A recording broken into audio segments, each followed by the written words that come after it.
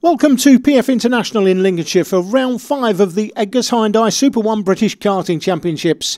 Coming up in part 1, a roundup of the championship points and positions in each class so far, followed by highlights from the TKM Extreme race. In part 2, following the greatest kart race we've ever seen, the Junior TKM Elite Final at the recent TKM Festival. Can the Junior TKM race at this British Championship round live up to that? In part 3, a look into the possible future of karting at this level with the first ever race where drivers are using pooled engines drawn by lot, and all that is followed in the last 3 parts by highlights from the IARMY Cadet, KGP and KF Junior races.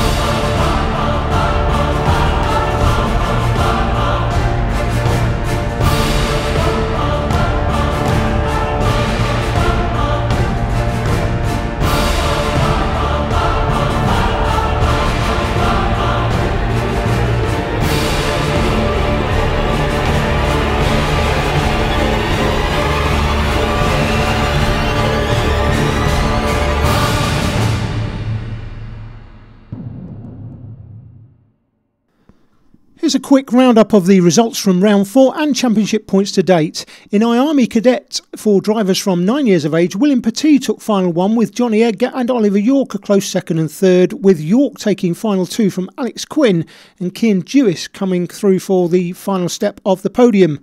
Those results mean Oliver York maintains his lead, but it's been trimmed by a point from Alex Quinn in 2nd and Tom Wood dropping away in 3rd after an average score for him at round 4. Wilson, Edgar and Dewis make up the balance of the top 6, but each are now battling over the scraps from here on in. It's York or Quinn who should take the title, but much will depend on this weekend. Quinn needs to best York's score to take it to the final weekend at Shannington. In Junior TKM, Stephen Letts took a double win at round 4 with Matthew Roundgarido a 2nd place in final 1, his best result of the season, as was the case with Dino Lee taking 3rd. Matt Davis is still the man to beat though, and his consistency should see him through to the championship win, which he could secure this weekend if results go his way. KF3, the official MSA Junior Championship, saw just 12 runners at round 4, and that has to be a concern to the MSA. The view that there needs to be more than one engine manufacturer in a British Championship class has got to be addressed moving forward, because the costs of competing are destroying what should be full grids at this level. That said, the Indian driver Jahan Jarawala put his pedal to the metal with 2 race wins in both finals at round 4, but Daniel Ticktum's better performances in the heats meant a tie on points at round 4 between the two. The top 6 looks like this, but it's Ticktum or Darawala for the title, with Ticktum a slight advantage after drop scores. This weekend is vital for both, and neither can afford a disaster. In TKM Extreme, the championship leader Will Van Ness took a huge step forward in his quest for the Super 1 title with a maximum score of 160 points at round 4. Jack New took a couple of 2nd places, his best results at Super 1 this year. Bruce White, Graver, Forsdyke and Monks failed to impress, with none scoring more than 136 points at round 4. Douglas Hayford's 143 points was enough to move him into the top 6. Van Ness should secure the title comfortably this weekend. Finally, in KGP, 5-time British champion Mark Litchfield secured a win in Final 1 before a disappointing 7th in Final 2. Dennis Gorman went one better than his 2nd place in Final 1 by winning Final 2. The championship points look like this, with Danny Curl's 3rd and 5th at round 4, enough to maintain a 5-point advantage over Toby Sowry. But if you take into account everyone can drop their worst round score at the end of the season, anyone in the top 6 can still win this. It's that close after drop scores. Now, I did say this class should be the official British Championship class at the beginning of the season, and although it's a one-make engine class and as such not something the MSA want to see, preferring multiple engines for British Championship classes, I say it's about time that view is challenged. We need British Championships to be competitive and with good grids. It's time for change. So Alan's assessment of the championship, up to date then. Will Van Ness and Jack New on the front row of the grid for the TKM Extreme Final. John Hogan and Luke Graver on row 2, with Douglas Hayford and Ryan Stronach. And then watch out for the O-plate, Joe Forsdyke in P8 alongside Paul Monks. A 16-car grid, but that doesn't mean anything. It's going to be close and furious on the way down to the first corner here at PF International. And away we go. Oh, a little bit of a jostle there on the run down to the first corner. Oh dear, and already we've got a spinner. It's Ryan Stronach as he goes side by side there with Will Van Ness, and I think it was Jack New in the 61 as they head onto the loop for the first time. Will Van Ness about to clinch the championship, very lucky to get away with that one, and he's there in second place, just behind Luke Graver. That was a bit of a nightmare start. Yeah, Ryan Stronach, the meat in a Van Ness New sandwich, getting spat out onto the infield. It is Luke Graver that leads it through hairpin 1 then, down to hairpin 2. On board the Buzzflyer Helicam, gives a good view of the spread of the karts as they go back up to the Fullerton S's. It's Graver that leads it from Van Ness. Looks like Jack Hogan there, or John Hogan rather, in third place. Down through Bobby Game corner, the right-hander into the Mike Wilson complex. We'll see Bobby Game later on in the day. He'll be racing in the KGP class. Nice to have your own corner named after you on a track within your lifetime, Jake. Yes, indeed. Not many racing drivers can quote that. Will Van Ness might be one of them with moves like this. He's about to start the championship, of course, if he manages to hang on to that position. And he takes Luke Graver on the way into the first turn at Bruno Ferrari Bend and through the loop over the Litchfield Bridge, and he's got clear track in front of him. That's exactly what he needed to see in this stage of the competition. Hogan making his bid for second place, though, on Graver. Down to hairpin 1. Is he going to make the move? He nearly backed out of it, but he decided to go for it. So he moves his way up into second place, and now Graver looking like he's about to lose another place as up the inside comes the 61 of Jack New. He didn't let that first corner collision slow him down, and Graver suddenly goes from the lead to fourth place in the space of half a lap. Up the inside goes Douglas Hayford. He obviously lost some time early on in the 43 car, but he's making up places as quickly as he can as they run through the Mike Wilson complex again. But out in front, Will Van Ness, it's looking like he's got one hand on the trophy already. Yeah, well clear. Van Ness will tie up the championship. I don't think he even needs to win, to be honest, if he finishes in the top 5. And the top 5 are well clear of the rest. Jack New's on the 61 car. You see the gap from those leading 5 drivers. They go through the loop. Place made up there into third place, I think, as they come back over the Litchfield Bridge. Right-handed now down the hill. So Will Van Ness with 6 or 7 kart lengths over John Hogan in second place. Bit of a gap back to Luke Graver now, has dropped back from first to third. The 43 kart going through the picture is Douglas Hayford. We'll just make out the 48 kart there of Charlie Bruce White. It was my tip to win this championship at the beginning of the season, Jake, but doesn't look like that's going to be the case now.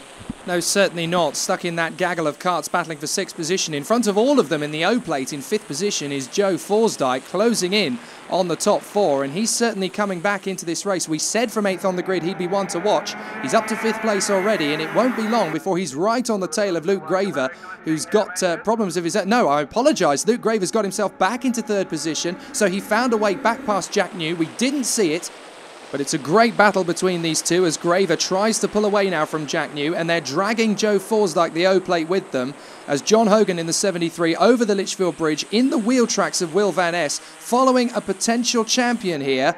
The champion-elect, if you like, Will Van Ness. As long as he just keeps it on the straight and narrow, he's got this. Hogan is pushing, though.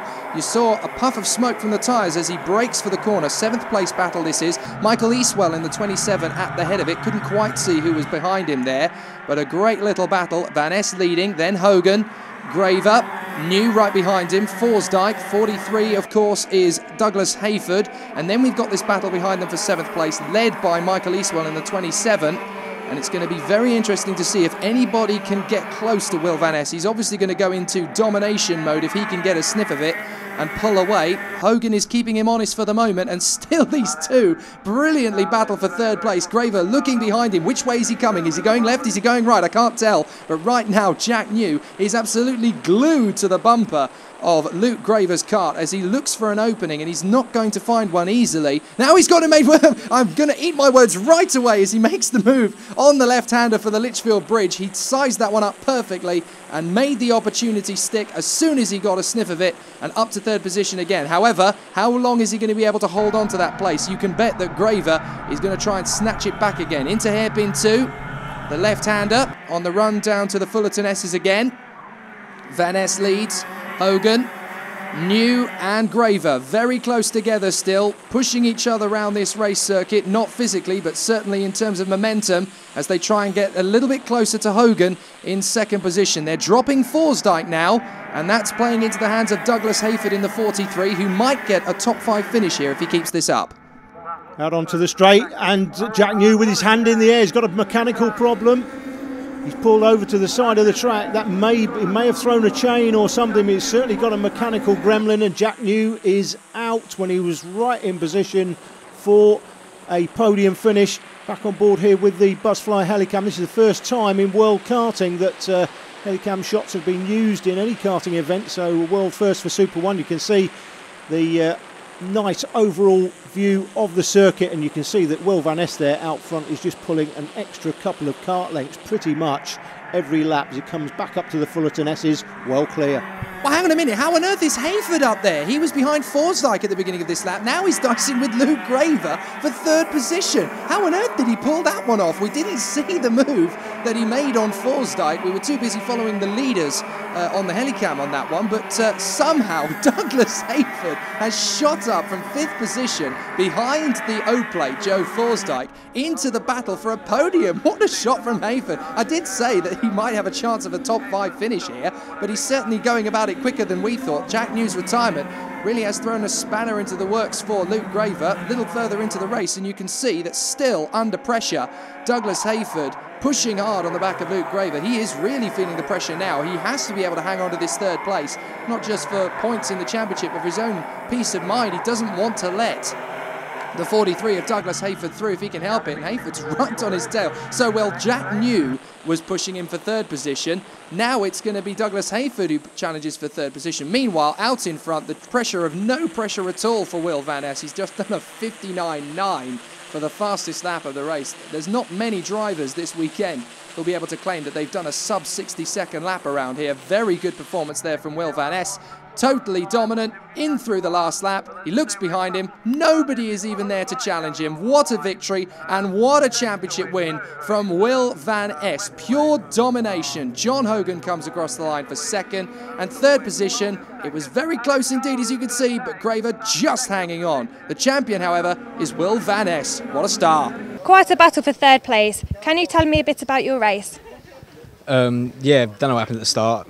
I think it was a full start, but I got away in the lead, so, and then just didn't have the pace, to be honest. Had a little fight with Dougie, ended up 4 foot in the air.